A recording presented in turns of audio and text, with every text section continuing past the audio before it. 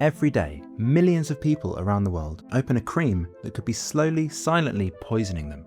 I've been hearing about the dangers of unregulated skin lightening products and their links to cancer and irreversible skin damage for a really long time, so I was really surprised to hear that the skin lightening industry is one of the fastest growing beauty sectors globally. Tonight, we're pulling back the veil on this rapid rise of skin lightening creams, projected to be worth more than $24 billion by 2027.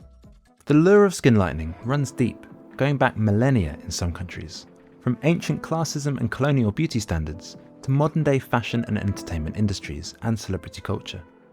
But at the heart of this is a multi-billion-dollar industry profiting from the message that having lighter skin means a better life. Only takes a week, helps make my skin so white. The reach of the skin lightening industry is huge. Its products are used by people all over the world.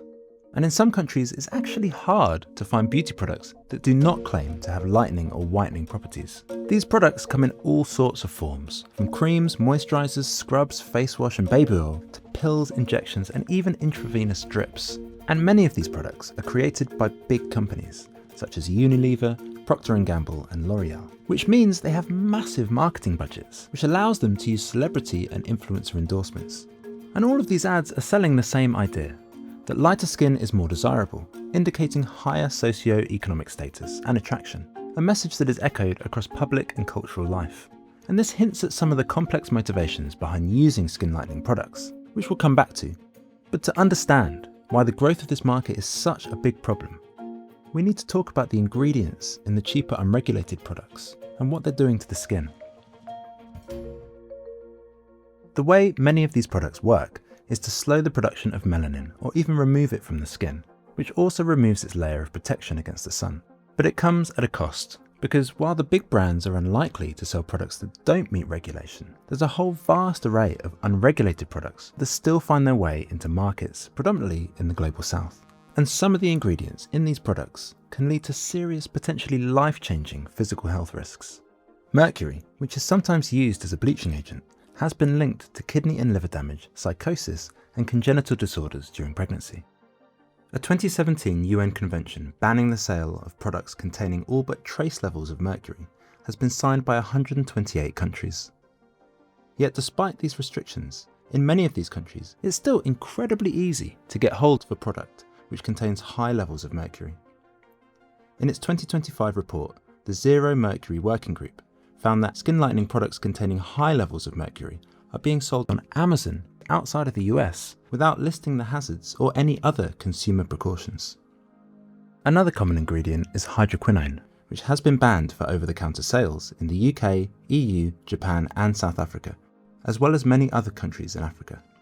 Hydroquinone is particularly dangerous for individuals living in hot countries who are often exposed to the sun. It has been linked to severe skin and organ damage as well as cancers, and becomes even more toxic when combined with steroids, which is the case in some products.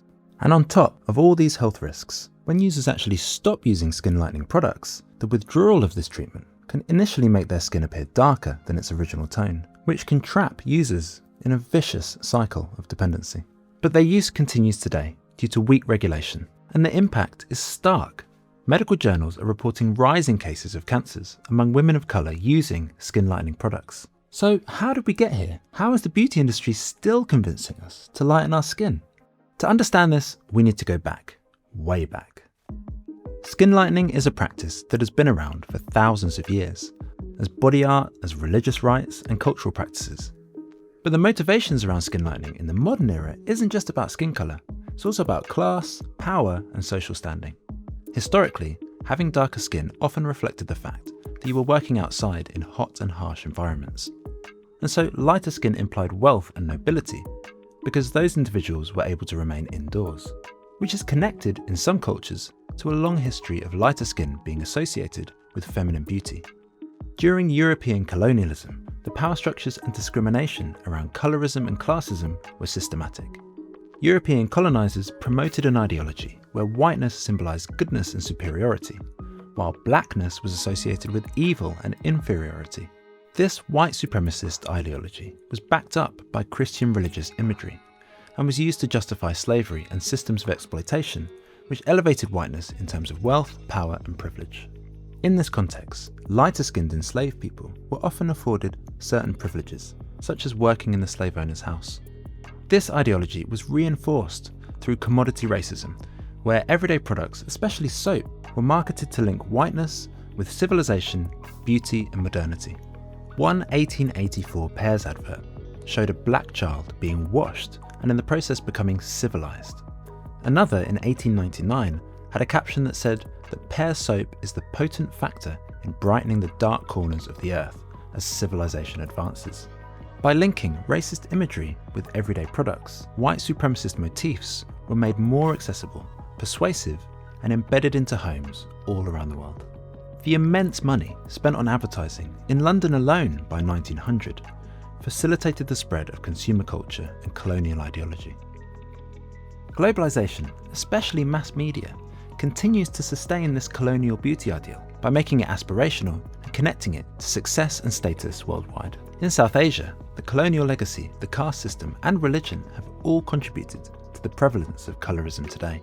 Here, and in many other countries in Asia, skin lightness affects women's marital prospects, their job prospects, and their social status. Similarly, in the US, research finds that lighter-skinned women often face shorter prison sentences and are seen as more intelligent in job interviews. So it's no wonder that people of colour invest in skin-lightening creams for a better situation for themselves. And this has been compounded by Western consumer capitalism, which has exploited and proliferated colonial ideals and beauty standards through the fashion and entertainment industries for decades.